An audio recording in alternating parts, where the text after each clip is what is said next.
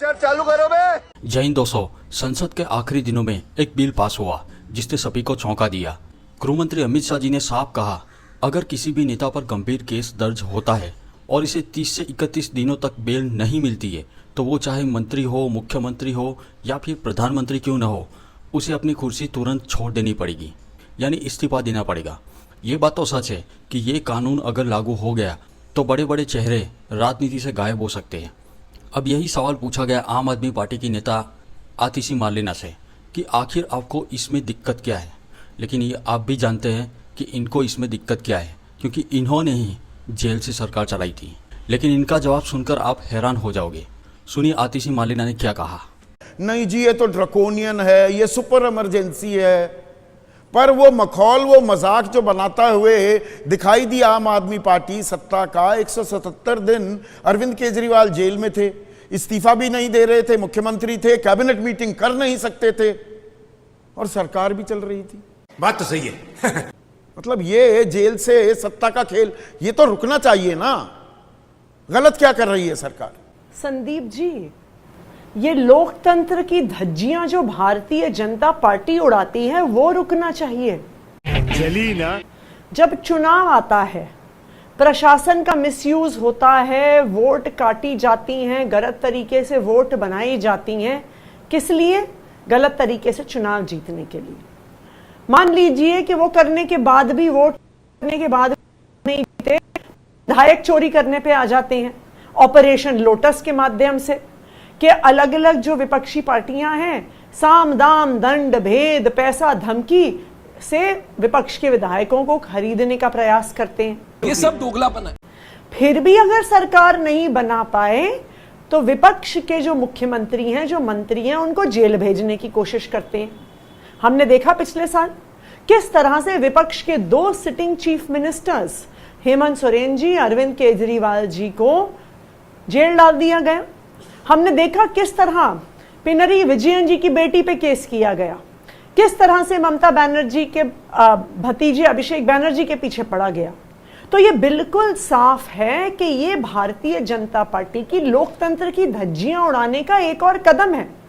अच्छा, वोट चोरी पहला कदम है, विधायक की चोरी दूसरा कदम है, अब तो सीएम पद की चोरी पर आ गई है भारतीय जनता पार्टी। अब तो बहुत आसान है, आपने कानून बना लिया है पीएमएलए। पीएमएलए कानून में गिरफ्तारी के लिए किसी सबूत की जरूरत नहीं है। पीएमएलए कानून में जमानत मिलना लगभग असंभव है। जमानत मिलती है 6 महीने के बाद। तो जो विपक्ष के आपके, जहां पे विपक्ष की सरकारें हैं, वहां पे मुख्यमंत्री पे, वहां के मंत्रियों पर केस करिए, उनको जेल के अंदर डालिए, उनको मुख्यमंत्री के पद से हटाइए, उनको मंत्री के पद से हटाइए, सरकार गिरा दीजिए। अरे देवा, किसी पार्टी के सारे नेताओं को आप जेल डाल देंगे तो फिर उनके विधायकों को खरीद के ले आइए आप, क्या दिक्कत है? तो नहीं, ये अगर आरोप लगते हैं, अमित शाह अपना ही उदाहरण यहाँ पर देते दिखाई दे रहे हैं आतिशी। उन्होंने कहा मैं भी मंत्री था गुजरात में, मुझ पर आरोप लगे और मैंने अपने पद से इस्तीफा दिया, आरोप मुक्त हुआ, उसी के बाद सत्ता के गलियारों में वापसी की, वरना राजनीतिक वनवास काटने के लिए मैं तैयार हो गया था। ये हुई ना बात। संदीप जी, मैं एक छोटी सी बात कहती हूँ। इस देश का कानून है कि किसी को 2 साल से ज्यादा कन्विक्शन हो जाए तो वो चुनाव ही नहीं, क्योंकि हम देश की राजनीति में क्रिमिनल्स को नहीं चाहते। लेकिन वो कन्विक्शन के बाद है, जब देश की अदालत, देश की न्यायपालिका तय कर लेती है कि किसी ने कुछ गलत काम किया है और उनको सजा होनी चाहिए। लेकिन विपक्ष के मंत्रियों को, विपक्ष के मुख्यमंत्रियों को जेल में डाला जाता है कन्विक्शन के बाद नहीं। अच्छा, ईडी द्वारा अरेस्ट करके prevention of money laundering act के तहत, जिसमें किसी सबूत की जरूरत नहीं है और जिसमें जमानत का प्रावधान ही नहीं है। तो ये तो बहुत खुला खेल है कि अगर आप वोट की चोरी नहीं कर पाए, अगर आप विधायकों की चोरी नहीं कर पाए, तो आप सीएम की कुर्सी की ही चोरी कर लो। इसके लिए ये कानून लाया जा रहा है। तो मतलब आप जो कह रही हैं, आरोपी और दोषी का फर्क वो साफ इस्टेब्लिश होना चाहिए। सिर्फ आरोप लगाने से सत्ता की कुर्सी या कोई अपनी गद्दी क्यों छोड़े? आरोप साबित हों और साबित हो जाए 5 साल की सजा हो या 2, जो आप कह रही हैं कि 2 साल की सजा के बाद तो आप चुनाव ही नहीं लड़ सकते, जब वो कानून है तो ये आज कानून की नौबत क्यों आई? आप सवाल ये उठा रही हैं क्या? बिल्कुल बिल्कुल। और आप एक उदाहरण देखिए, ताजा उदाहरण देखिए। सत्येंद्र जैन जी पे केस होता है, उस केस के तहत सत्येंद्र जैन जी जो सिटिंग मिनिस्टर थे 2 साल जेल में बिताते हैं।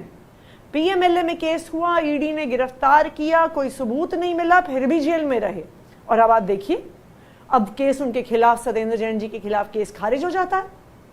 तो जो 2 साल आपने एक विधायक को, एक मंत्री को जेल में रखा, बिना किसी सबूत के जेल में रखा, अगर ये कानून होता तो 30 दिन के बाद आप कहते कि हटिए आप अपने पद से।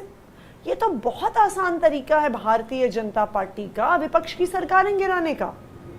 नहीं, पर ये सिर्फ सारे आरोप आप भारतीय जनता पार्टी, थोड़ी डिटाई तो, थोड़ी की अच्छी खासी डिटाई तो आम आदमी पार्टी, आपकी पार्टी ने भी दिखाई ना। बात तो सही है। अरविंद केजरीवाल 177 दिन जेल में रहे, मुख्यमंत्री पद से इस्तीफा नहीं दिया, बेल मिली, इस्तीफा दे दिया, आपको गद्दी पर बिठा दिया।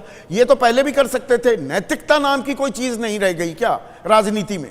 आतिशी संदीप जी, वो देखिए, ये डिबेट कि क्या अरविंद केजरीवाल जी को गिरफ्तार होने के बाद इस्तीफा देना चाहिए था कि नहीं देना चाहिए था, वो एक अलग मुद्दा है।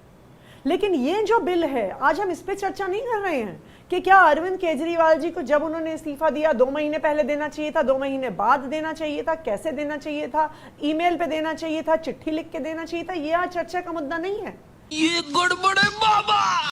चर्चा का मुद्दा आज ये है कि इस बिल के माध्यम से, इस कानून के माध्यम से विपक्ष की सरकारें गिराने का एक और तरीका भारतीय जनता पार्टी ने ढूंढ लिया है। आप मुझे बताइए, आप किसी एक विपक्ष की सरकार के मुख्यमंत्री पर और सब मंत्रियों पे केस कर दें, ये तो सबको पता है कि किसी भी पार्टी के सबसे वरिष्ठ नेता बनते हैं, बाकी सीनियर नेता मंत्री बनते हैं। अगर आप मुख्यमंत्री को और सब मंत्रियों को एक बार में गिरफ्तार कर दीजिए तो आपने, जो कहते हैं ना, डीकैपिटेशन कर दिया, उस पार्टी का, उस सरकार का धड़ ही हटा दिया, कोई नेता उस पार्टी में छोड़ा ही नहीं, तो फिर आप बिल्कुल काबिज हो सकते हैं। तो भारतीय जनता पार्टी एक एक करके लोकतंत्र की हर संस्था को, इलेक्शन कमीशन को, और अब आप इस तरह, अब आप देखिए कि इस कानून के माध्यम से सरकारों को गिराने का भारतीय जनता पार्टी प्रावधान कर रही है। मजा आया। तो दोस्तों, आतिशी मालिना ने जो कहा वो अपने आप में एक सबसे बड़ा सवाल खड़ा करता है। सरकार इसे भ्रष्टाचार खत्म करने वाला कानून बता रही है, जबकि विपक्ष मानता है कि यह हथियार बन सकता है विरोधियों को दबाने का। अब फैसला आपके हाथ में है। आपको क्या लगता है, क्या ये कानून ईमानदार राजनीति लाएगा या फिर राजनीति को और भी गंदा कर देगा? अपनी राय कमेंट में ज़रूर लिखें। और अगर वीडियो अच्छा लगा हो तो वीडियो को लाइक और शेयर जरूर करें, और चैनल को सब्सक्राइब करना तो बिल्कुल ना भूलें, और नोटिफिकेशन बिल को भी ऑन जरूर कर ले ताकि मेरे आने वाली वीडियो आपको मिलती रहे। तो मिलते हैं एक नए वीडियो के साथ। जय हिंद, वंदे मातरम।